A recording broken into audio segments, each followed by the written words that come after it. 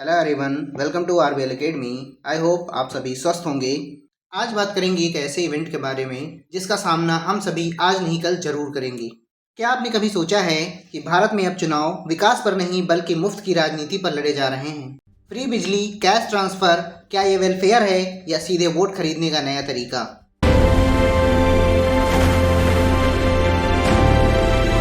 हाल ही में supreme court ने एक बड़ी चेतावनी दी है। राज्यों की आर्थिक हालत खराब हो रही है, फिर भी ये रेवड़ी कल्चर क्यों? सवाल सीधा है, क्या आज की फ्री योजनाएं कल का आर्थिक संकट बनेंगी? आइए मिलकर इन सभी सवालों के जवाब बहुत ही आसान भाषा में तलाशते हैं। यदि आप सभी नए हैं, आरबीएल एकेडमी को ज़रूर सब्सक्राइब करें ऐसी डिटेल्ड वीडियोज़ के लिए। चलिए वीडियो को स्टार्ट करते हैं।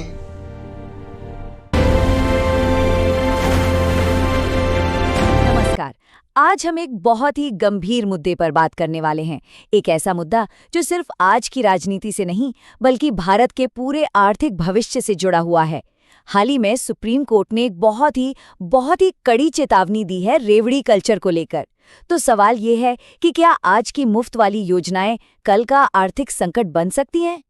और यहीं से सबसे बड़ा सवाल खड़ा होता है, वेलफेयर यानी कि कल्याणकारी योजना और फ्रीबी यानी मुफ्त की रेवड़ी, इन दोनों के बीच आखिर फर्क क्या है? वो कौन सी लाइन है जिसे हमें पार नहीं करना चाहिए? तो इस पूरी चर्चा में हम सबसे पहले कोर्ट की बड़ी चेतावनी को समझेंगे, फिर वेलफेयर और फ्रीबी के बीच के अंतर को जानेंगे, इसके बाद इसके असली आर्थिक खर्च पर एक नज़र डालेंगे और देखेंगे कि राज्यों पर इसका क्या और कितना असर पड़ रहा है। और आखिर में हम एक बैलेंस्ड रास्ते की बात करेंगे। तो चलिए शुरू करते हैं। कुछ ही समय पहले सुप्रीम कोर्ट ने इस मामले में दखल दिया और चुनावों से ठीक पहले किए जाने वाले अतार्किक वादों पर यानी इरैशनल प्रॉमिसेस पर कुछ बहुत ही गंभीर सवाल उठाए। और देखिए, खुद चीफ जस्टिस सूर्यकांत ने कितनी बड़ी बात कही है। उन्होंने साफ साफ कहा, टैक्स पेयर के पैसे से बिना सोचे समझे फायदे देना देश के आर्थिक विकास में बाधा डालेगा। अब जब देश की सर्वोच्च अदालत को ये कहना पड़े तो आप समझ सकते हैं कि स्थिति कितनी गंभीर है। तो चलिए अब इस बहस के सबसे जरूरी सवाल पर आते हैं। आखिर कोर्ट ने वेलफेयर और फ्रीबी के बीच के इस जरूरी अंतर को कैसे समझाया है? तो देखिए, कोर्ट ने इसे बहुत ही साफ तरीके से समझाया है। एक तरफ है वेलफेयर। वेलफेयर वो है जो लोगों में एक तरह का कैपिटल इन्वेस्टमेंट करे, जैसे कि शिक्षा की स्कीमें, बेहतर स्वास्थ्य सेवा, पोषण के कार्यक्रम या स्किल डेवलपमेंट।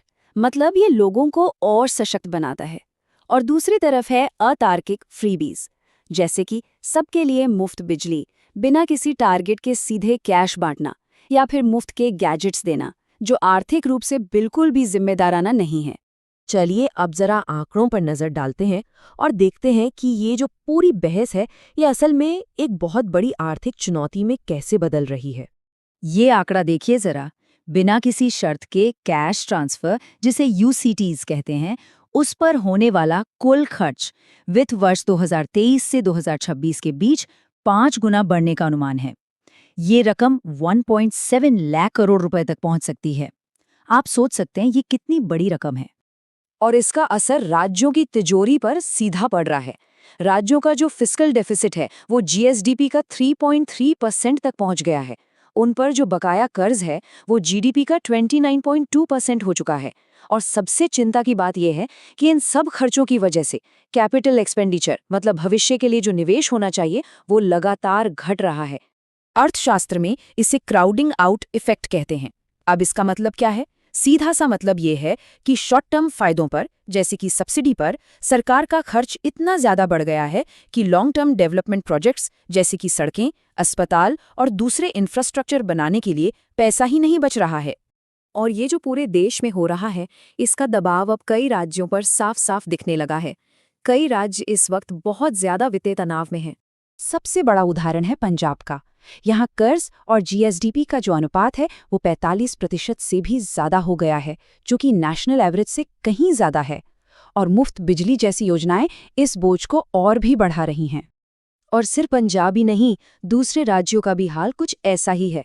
तमिलनाडु और केरला को देखिए, वहां सरकार की 75 से 77% कमाई तो सिर्फ पहले से तय खर्चों जैसे सैलरी और पेंशन में ही चली जाती है। आंध्र प्रदेश अपने बजट का लगभग 20% हिस्सा सब्सिडी पर खर्च कर रहा है। और बिहार में तो चुनाव से पहले 15,600 करोड़ रुपए के वादे के बाद फिस्कल डेफिसिट लगातार बढ़ता ही जा रहा है। तो सवाल ये है कि अगर ये सब ऐसे ही चलता रहा तो लंबे समय में इसके क्या खतरे हो सकते हैं? इसका सबसे बड़ा खतरा एक आर्थिक सिद्धांत में छिपा है, जिसे कहते हैं इंटरजेनरेशनल इनइक्वालिटी। इसका मतलब बहुत सीधा है कि आज का लिया हुआ कर्ज कल का बोझ बन जाता है। इससे होगा ये कि हमारी आने वाली पीढ़ियों को या तो ज्यादा टैक्स चुकाना पड़ेगा या फिर खराब इंफ्रास्ट्रक्चर के साथ जिंदगी गुजारनी पड़ेगी। और खतरा सिर्फ यहीं खत्म नहीं होता, इसके अलावा भी कुछ बड़े रिस्क हैं। मुफ्त बिजली देने से बिजली कंपनियां यानी डिस्कॉम्स घाटे में चली जाती हैं। फिर इस घाटे की भरपाई के लिए इंडस्ट्री पर टैरिफ बढ़ा दिया जाता है और एक निर्भरता का जाल भी बनता है। मतलब लोगों को सुरक्षा तो मिल जाती है, लेकिन आगे बढ़ने के अवसर की सीढ़ियां नहीं मिलती, जो आखिर में देश की प्रोडक्टिविटी को नुकसान पहुंचाता है। तो ठीक है, हमने समस्याएं तो समझ ली, पर इसका समाधान क्या हो सकता है? चलिए अब कुछ उन समाधानों पर बात करते हैं जो बड़े संस्थानों ने सुझाए हैं। देखिए, सुप्रीम कोर्ट और 15वें वित्त आयोग ने कुछ रास्ते सुझाए हैं जिससे चीजें पटरी पर आ सकती हैं। पहला है सनसेट क्लॉज, मतलब हर स्कीम की एक एक्सपायरी डेट या ऑडिट की तारीख तय हो। दूसरा, एफआरबीएम नियमों का पालन हो, जिससे राज्यों के उधार को अनुशासन में रखा जा सके।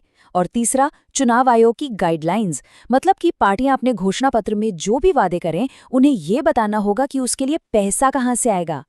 मामला इतना ज्यादा गंभीर हो चुका है कि अब तो एक जनहित याचिका यानी पीआईएल में ये मांग की जा रही है कि जो भी राजनीतिक पार्टियां ऐसे अतार्किक वादे करती हैं उनका रजिस्ट्रेशन ही रद्द कर दिया जाए। इससे पता चलता है कि अब चुनावी वादों के लिए जवाबदेही तय करने की कोशिशें तेज हो गई हैं।